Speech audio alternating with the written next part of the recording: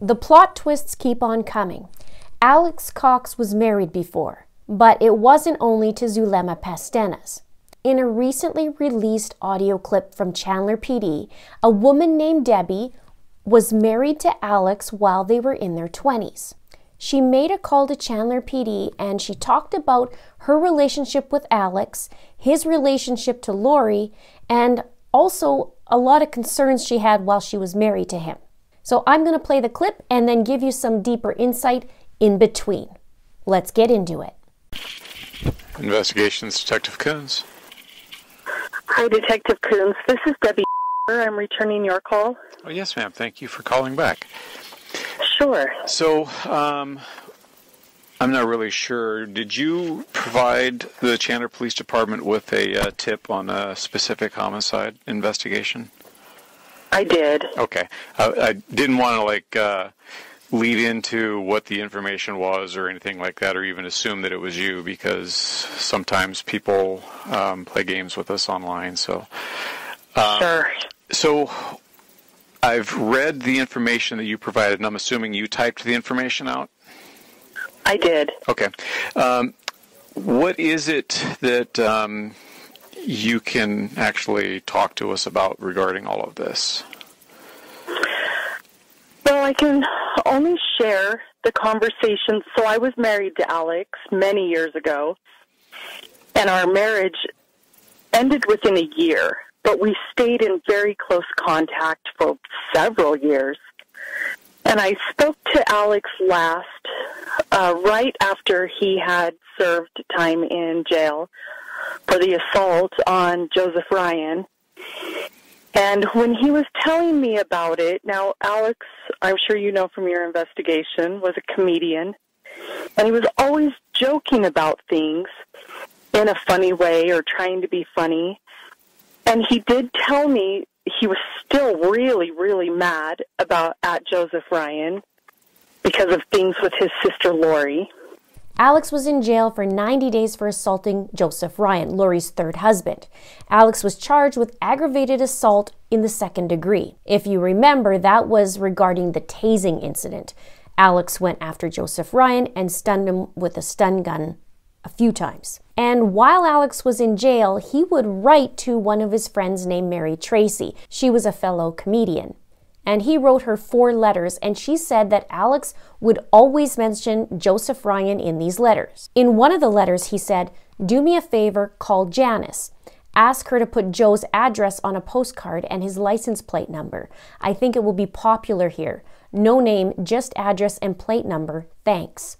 And in another letter, he said, "P.S. Can you get a picture from Lori of one of her ex-husbands and send it to me? Some of the guys would like to hang out with him." Alex ended up having to pay $5,000 in restitution to Joseph Ryan, and Alex was placed on probation. Now back to the phone call. Okay. Custody issues. And he had told me that Joseph Ryan had possibly sexually abused the kids, Colby, as well as Tylee. But when I would ask Alex a lot of questions about it and try to dig deeper, then it would turn into, well, we're just trying to get custody. And he would flip-flop around quite a bit on whether or not that abuse had actually taken place, whether they had any proof it had taken place, or if they were just playing games to try to help his sister get custody. Mm-hmm. But in that conversation, he told me that he wanted to bait Joseph Ryan into a fight so that he could kill him. And if I had really at that time thought he was serious, because he said it in a joking way, but it was still creepy and weird. Weird enough that I never spoke to Alex again. That was the last time I ever talked to him. I just thought, okay, jail has not been kind to him. He's off his rocker. I really don't want to have this guy in my life anymore. Oh, okay. So I just never spoke to him again. That was the last time. But he had told me he wanted to bait him into a fight so that he could kill him and claim self-defense. Okay. And how long after how long after Alex had been released from serving his time that you guys had this talk? I think it was probably 2-3 months.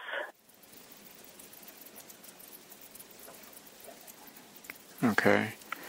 I'm not 100% sure on the dates, but I know it was relatively soon after, just not immediately. Okay.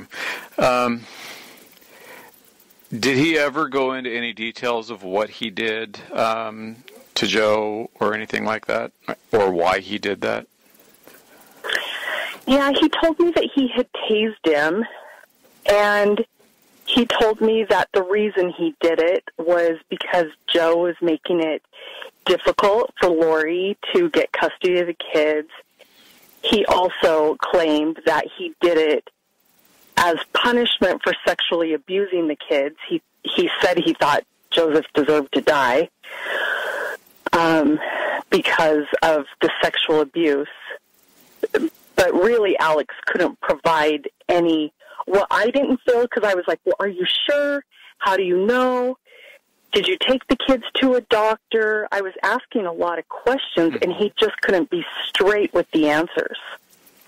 But those were his reasons that he stated to me that he had tased Joe. Okay, and did he say that he had tried to kill Joe at that time, or was it something different? He didn't say he was trying to kill him. He just wanted to hurt him. Okay. But he did tell me he wanted to kill him, but I took it more of, I want to kill that guy, just kind of conversational. I didn't think he would actually go do something like that. Okay. I was even shocked that he tased him. But I didn't even know about the tasing. I heard about it from Alex. What do you mean you didn't know about the tasing? Oh, I'm sorry. Alex had kind of fallen off the radar we hadn't talked for about a year. And so I just thought he kind of fell off the radar. And then we talked, and he told me where he'd been the last year and what he had done. And Alex took it to the stage as a comedian, and he joked about his attack on Joe. Have a listen to what he said. I was fortunate enough to do a little jail time last year. I'll confess to you guys. You ever had something that you knew was the right thing to do, but it turns out that later on it was a felony? This is a true story. I found out that my ex-brother-in-law was a pedophile, so I took a stun gun and I discharged it right in his nutsack. And I did. And in Texas, that's a felony. I'm thinking, maybe I'll get a handshake or a parade or something. I got probation. Okay. When did you guys get married? We got married in 92. So then you got divorced in 93? Yeah. Yeah, that, I don't know that this helps anything with the investigation, but as soon as I married him, I didn't know his family before we got married. We dated, whirlwind romance, got married, then I got to know the family, and there were so many crazy dynamics in that family and I've gone back since all of this came out and read my journals from that period of time. And there was just a lot of crazy dynamics in that family back then. And it caused a lot of issues right away, and it actually made me scared and nervous. How so? And we thought about, because there was a lot of inappropriate sexual touching and things going on in the family, particularly between him and his sister. So between Alex and Lori? And Lori. Okay. You kind of got me at a loss on this one. What do you consider inappropriate sexual touching? Like, they were simulating sex acts, and which is not normal to me for a brother and a sister. For example, he would pick her up and she'd wrap her legs around his waist, and he would kind of bounce her up and down on himself. Okay. In front of me, and they would moan and simulate sex acts. And I have brothers, and I would never act like that with one of my brothers. Okay. And his mom and dad talked about their sex life in front of us constantly, and it just kind of seemed to be a game for them. Oh, to the talk mom and about dad didn't really object to it then, huh? No, not at all. All of this was going on in the family, in front of everybody. They had no shame. Now, I've seen so many comments throughout the time that I've covered this case that they talked about, you know, Alex and Lori and their relationship and how it seemed very, very odd, and it seemed to be more than just a sibling relationship. Also, remember when Alex and Lori had that knockdown, dragged out fight in the middle of the street? One of the neighbors thought that it was a married couple fighting. And the neighbor said, I thought they must have been husband and wife because it was the sort of fight you don't normally have with your sister. She was screaming at him, accusing him of bringing disgrace on their family. He said, I joked with my wife that I thought he might have killed her after that argument. There's also numerous other instances, and even Alex's friend Mary Tracy, she said how overprotective he was of Lori, and so many people said this as well. Joseph's sister Annie Cushing, she said it as well, and even April Raymond. We heard a lot about that you know, Alex was the protector and overprotector. Okay. So that obviously was kind of an alarm for you, I'm assuming, during your marriage. Yeah. And did it continue? Was it more than one time that you saw it? Yeah, it was just about every time we were with them. Now, Alex and I only lived together married for about 4 or 5 months. And then I just knew that family was too weird, that I had made a big mistake. And so I got out. Okay. So at the time, were you guys part of LDS? Not really. Okay. I mean, both of us had been baptized, but neither one of us were being active. Okay. And I was only baptized and active for a year of my life anyway. I wasn't really raised LDS. Alrighty. How did Alex talk about Lori?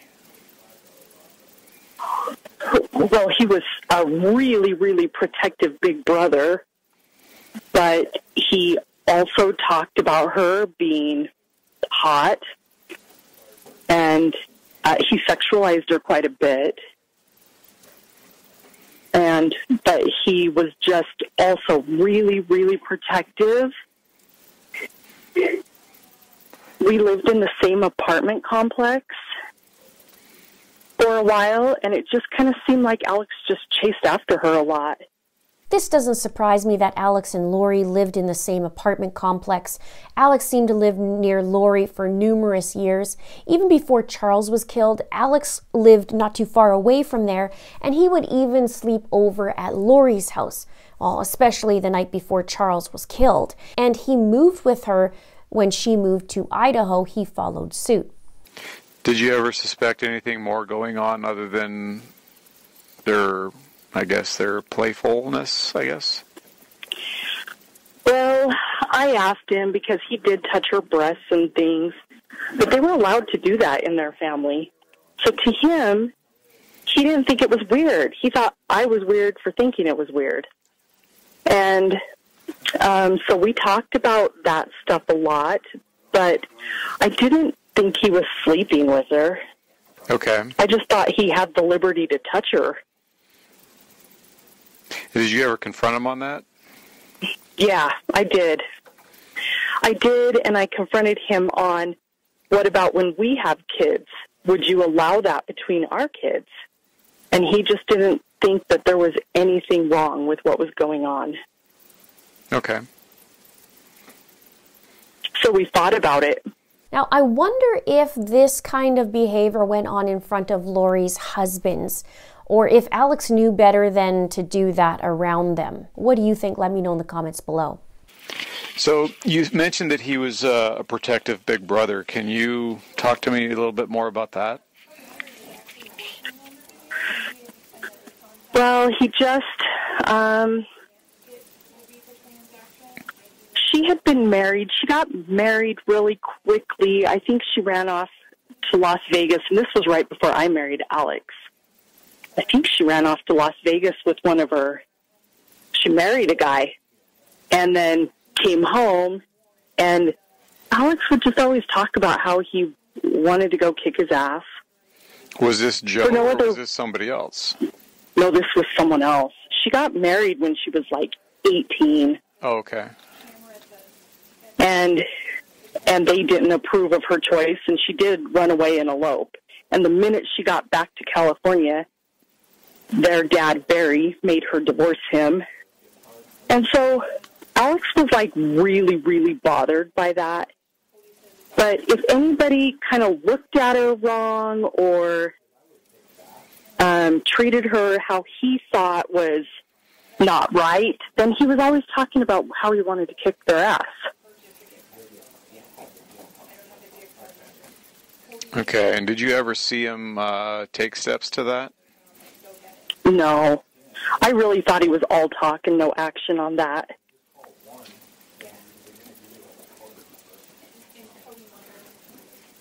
Okay.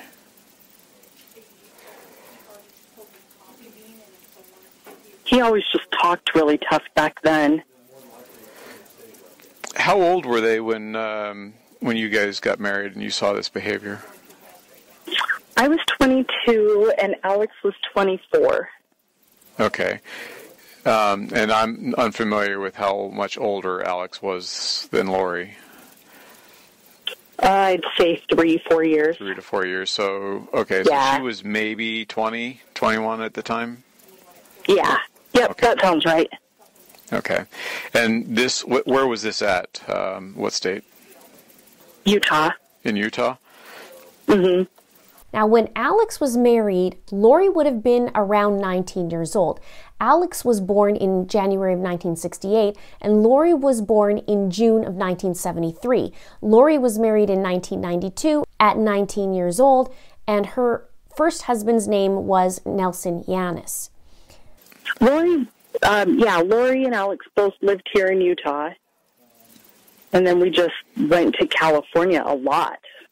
And so a lot of the inappropriate behavior that I saw, I didn't see any of that in Utah. All of the inappropriate behavior I saw was in California at their mom and dad's house.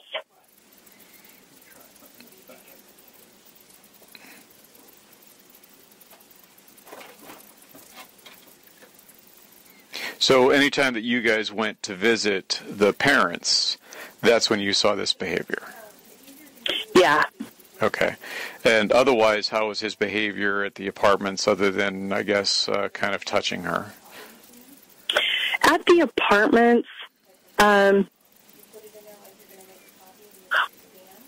didn't really see them interact too much. It seemed like here in Utah, she had her friends that she ran around with, and Alex and I were always together.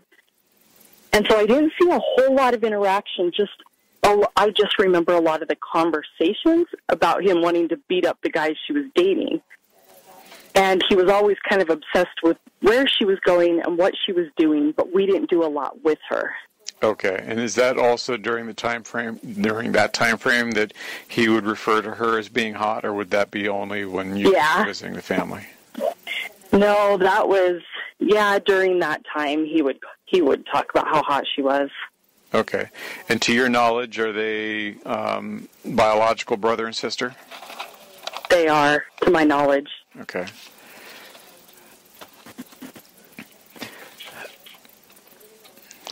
And you never talked to him after that last comment where he stated he was going to try to bait Joe into a fight? Yeah, nope. That was the last time I talked to him. Okay. And forgive me, would that have been in 2009? Yeah. Or would that have been a little later? No, I think it was 2009 when I was doing the math. Okay. But it was right after he had just been in jail. Okay. And you said like a couple months maybe after he got out. Yeah, correct. Okay. And at that point, did you ever hear of Alex being violent to anybody other than the event with Joe? No, I hadn't. Like I said, I really thought Alex was all talk and no action. And so I never thought that could happen. Okay. Did Alex ever... I was shocked by the tasing.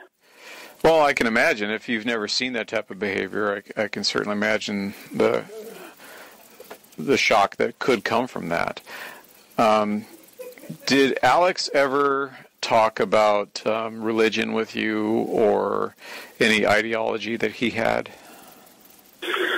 Yeah, he did. While he and I were married, he got excommunicated from the Mormon Church.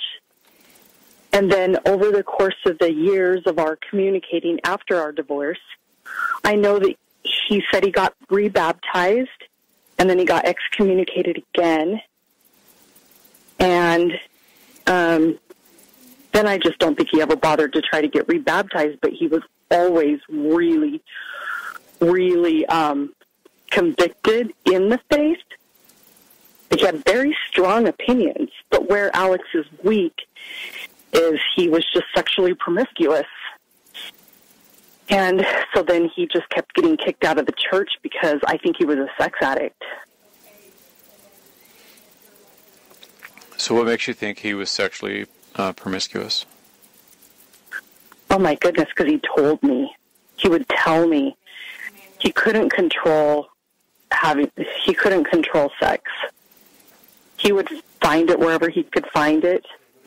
And is this after you were divorced? And it was before also. I was just foolish and thought, oh, he's married now, so that's going to be over. But we were actually living when we first moved in together, we were living in Texas. And he had told me about his struggles with sex addiction before we got married. Mm-hmm. I just didn't really understand what that was at 22. And so I thought, oh, okay, we get married and it's over. But when we were living in Texas, then he came. I had been wanting to move back to Utah because I didn't like living in Texas. And he wanted to stay, but then all of a sudden he came home from work one day and said, okay, we're moving. Pack up the car. Let's go. I didn't ask questions because I was excited to leave. So we packed up the car and we left, but it was really hurried. And we even left some things behind. Well, once we got back to Utah, I found out that actually he had slept with a 15-year-old girl while we were living in Texas. And her dad had found out, and so her dad was going to come find him. Gotcha. So that's why we left. I'm going to take care of this problem on my own type of a deal. Yeah. So Alex, that was why Alex came home and said, okay, we're leaving right now. Okay. And we were already married at that point, but that did play into our divorce. There was just too much promiscuity. Sure. Surrounding sex in our marriage early on. So infidelity then, I'm assuming, was part of the issues?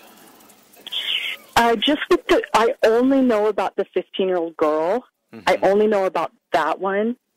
And then the other sex issues for us were really the situation with his sister.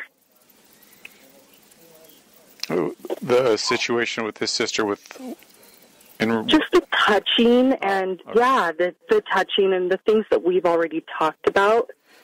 Okay. It was just so blatant all the time when we were around her. And it was always Lori. He he didn't act like that with his other sister, Summer, because Summer was really, really young. So, and he didn't act like that with his older sister, Stacy. He only acted like that with Lori. Now, it's interesting in here that Debbie talked about a 15-year-old and how Alex was, doing inappropriate things with this 15-year-old. And it's interesting because that's the very thing that Alex was angry about at Joseph Ryan was for, SA. So it's interesting here that this is going on with a 15-year-old, and then the 15-year-old's dad is coming after him, and he splits town. So it's just interesting to me. Let me know your thoughts below. Now, when Alex was 24, Lori was 19, like I mentioned, and Summer would have been 17 years old. She's just a couple years younger than Lori. And their older sister, Stacy, who is Melanie Pulowski's mom, she died in 1998. She would have been 26 at the time that Debbie was married to Alex. Okay. So, since all of this stuff has obviously been hitting the media, have you been contacted by any other family members or anyone else and provided information with the intent that they wanted you to say this or anything like that? No, I've actually really, really kept a low profile because I don't want to be in the news. I don't want my kids felt a responsibility to at least say what I heard in that last conversation. And it's taken me a while to even get to you because I left a tip on the Gilbert police, and I left a tip at Idaho, and I left a tip at the FBI. Mm-hmm. And didn't ever hear from anyone, and then it was just this last week I realized I should have left the tip with Chandler. But no, I haven't been contacted. No.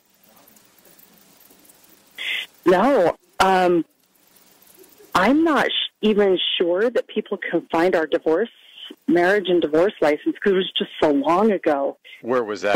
So what state? We got married in Wyoming.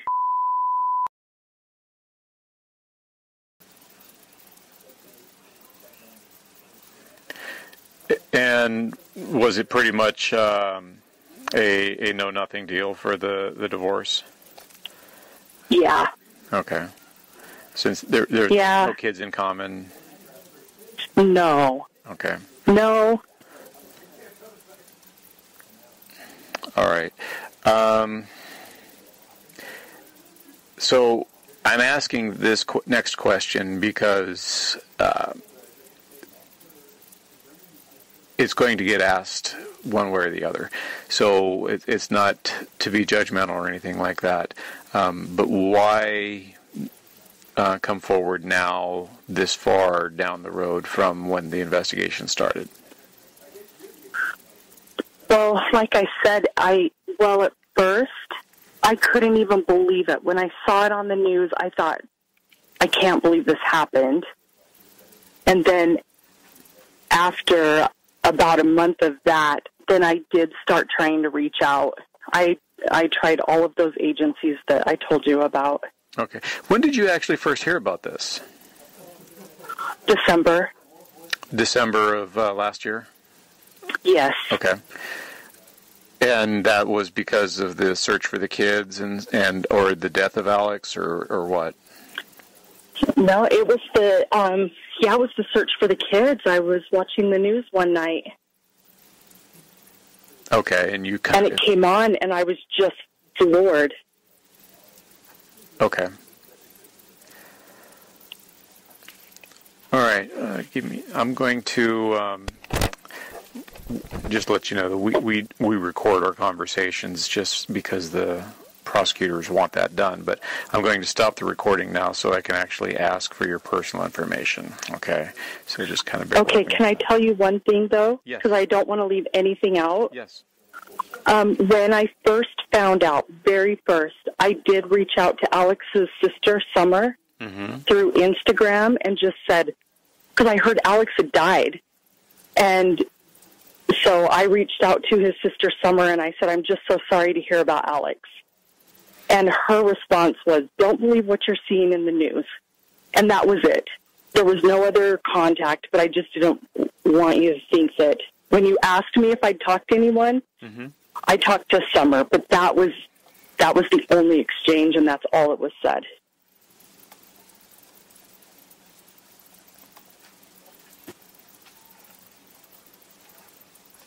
And that was with Instagram?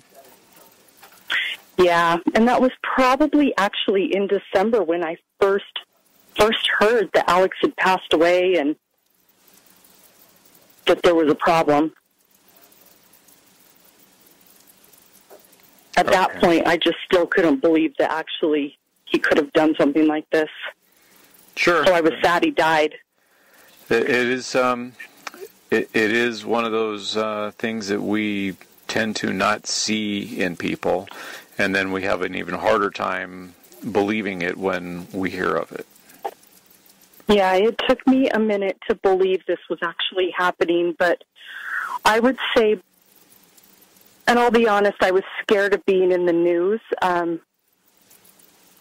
my kids don't. And I thought, well, the police are going to find everything that they need. But I just couldn't get past what Alex had said. And while he may not have done that plan to Joseph, I don't know that he didn't do it to Charles. And I just couldn't live knowing he had said something like that to me and not pass it on.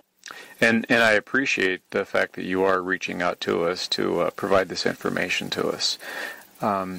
So I'm going to ask you, if we have additional questions, is it okay to reach out to you? Of course. Okay. So I'm going to stop the recording now so I can get the additional information. There's a few shockers in this. And I guess when we look at it, maybe not so shocking at the same time. But it does give us a little more insight as to Lori's behavior, Alex's behavior, and what their relationship was from very early on. And we're seeing this throughout. What are your thoughts on that? Let me know in the comments below, and let me know what you would love to, dig in more to and find out about. I'm curious about that. If you haven't seen my other videos in the case, I'll put that in the description box below. I have 2 playlists. One is deeper into Charles Vallow and, of course, the Lori and Chad Daybell case. And there's always more coming. Please subscribe if you haven't done so already. Please like and please share. Thank you so much for watching. See you soon. The plot twists.